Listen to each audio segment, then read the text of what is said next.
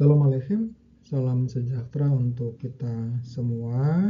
Berjumpa lagi dengan saya, Martin Tendean dari Lembaga Penelitian Alkitab Kuno dan Modern atau Institute for Ancient and Modern Biblical Research. Pada kali ini kita akan melanjutkan kursus bahasa asli Alkitab bagian keempat untuk huruf alef. Jadi alef itu seperti pada beberapa pertemuan yang lalu bahwa itu huruf alef itu adalah urutan pertama. Jadi dalam urutan huruf Ibrani itu adalah urutan pertama dan nilainya adalah 1. Nah, nilai angka 1 ini dalam konteks bahasa asli itu sebenarnya merujuk kepada nama Tuhan. Saya menulis kata Tuhan ini dengan huruf besar semua. Kenapa huruf besar semua? Karena dalam konteks bahasa Indonesia, Alkitab bahasa Indonesia itu kita bisa menemukan kata Tuhan bukan huruf besar. Nah, seperti apa itu nanti kita bahas selanjutnya. Nah, jadi ini merujuk kepada Tuhan, bahwa Tuhan itu adalah 1. Nah, kata Tuhan itu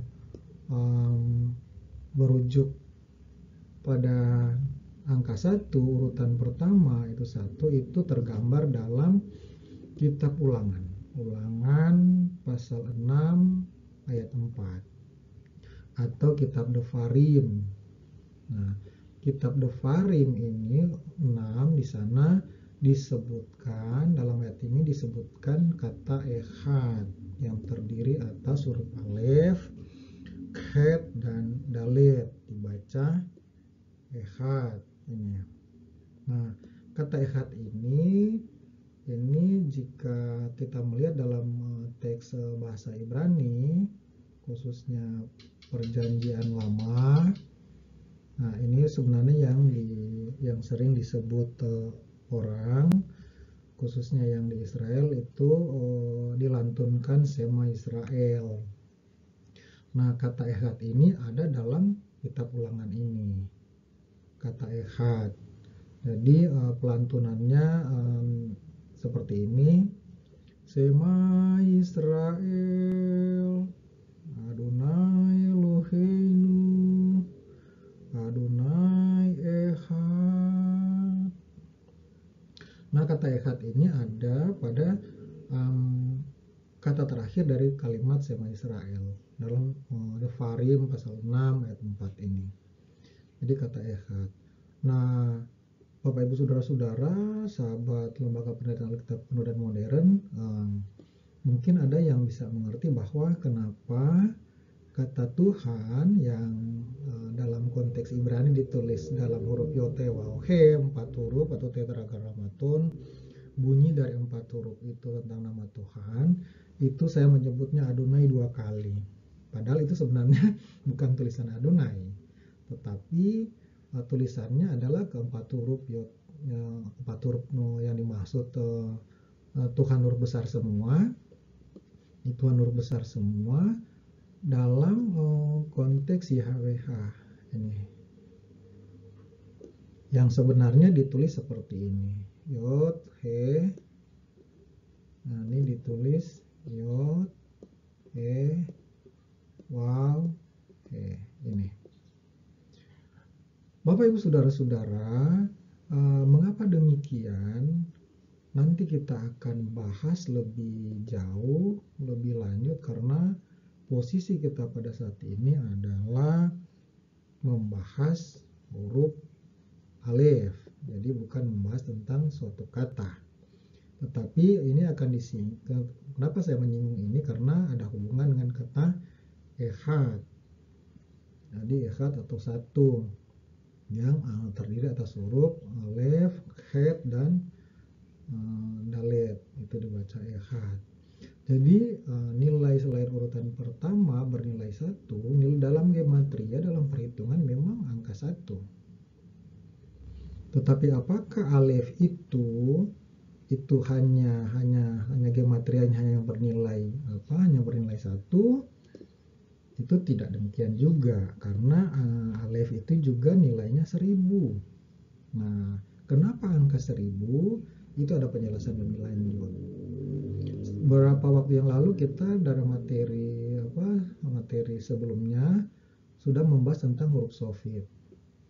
Nah, dari 5 huruf sofit itu ada huruf V, huruf sofit yang terakhir. Ya, ini huruf V. Jadi huruf V ini nilainya 900. Nah, apa hubungannya antara nilai 900 kemudian masuk lagi pada huruf alef bernilai 1000? Jadi bernilai 1000. Jadi ini ada satu kesinambungan dalam persoalan metode perhitungan. Jadi metode perhitungan ada berapa, nanti kita akan masuk ke situ, cuma belum waktunya untuk kita membahas tentang beberapa metode perhitungan Ibrani. Gitu.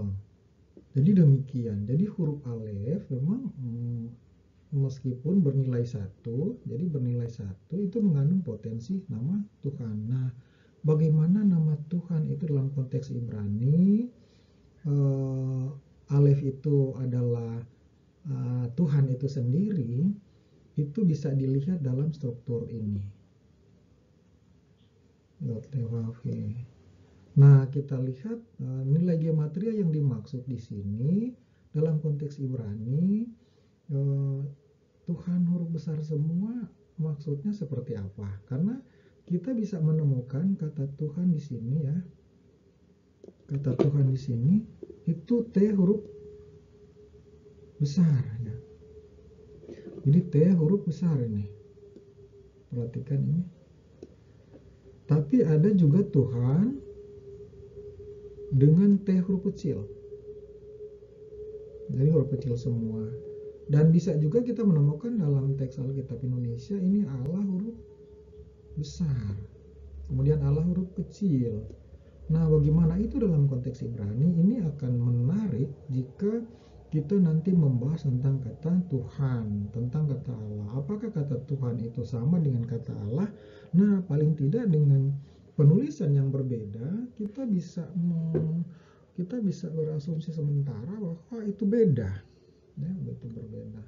Terus apa hubungannya kata Tuhan ya, kata Tuhan huruf besar dengan Yod, He, Waw, He ini, sedangkan ini adalah huruf Latin, huruf Y, H, huruf W, dan H.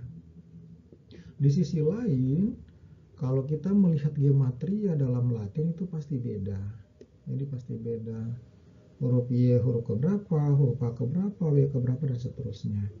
Di sini huruf Yod, ini Yod, He, Waw, He ini nilainya adalah 10 untuk huruf Yod, ini He huruf kelima, Waw ini, jadi Waw ini huruf ke-6, dan He ini huruf ke-5.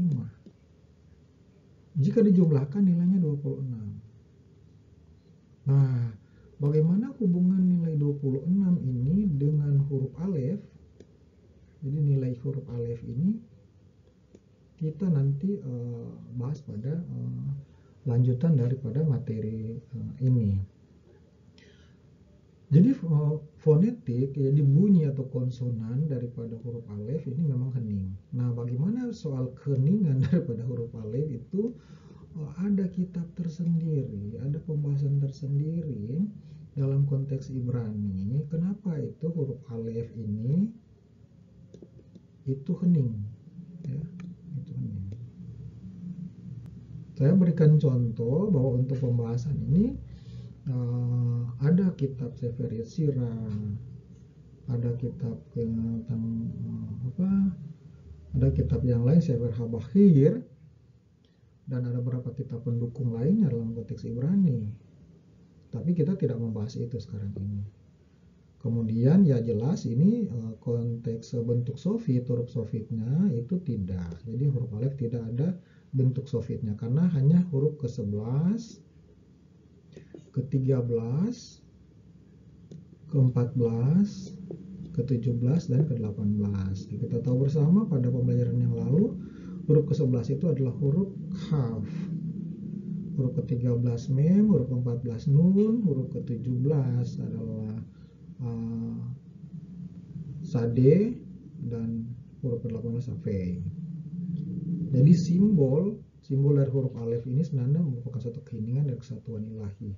Nah, bagaimana kita akan membahas ini? Ini memerlukan waktu untuk kita bahas secara bersama-sama.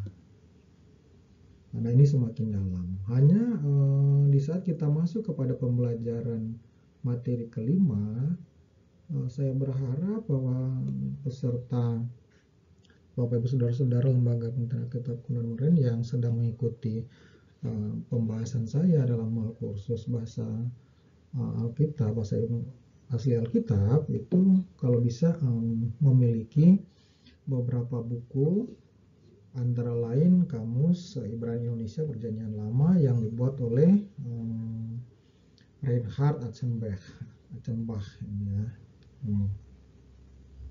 Itu, dan Alkitab Perjanjian Lama Ibrani Indonesia. Jadi Ibrani Indonesia ini. Jadi ini dijual oleh Lembaga Alkitab Indonesia sebagai dasar kita untuk masuk kepada pembelajaran yang lebih lanjut lagi pada materi keempat. Jadi ini huruf alif yang saya pegang ini bentuknya. Nah, untuk sementara demikian yang bisa saya sampaikan. Kiranya Tuhan beserta dengan kita akan semakin dibukakan untuk pembahasan lebih lanjut tentang bahasa asli Alkitab. Saya tibakan di sini untuk pembelajaran kita pada kali ini. Saya mengucapkan salam pada kita semua. Elohim memberkati kita semua.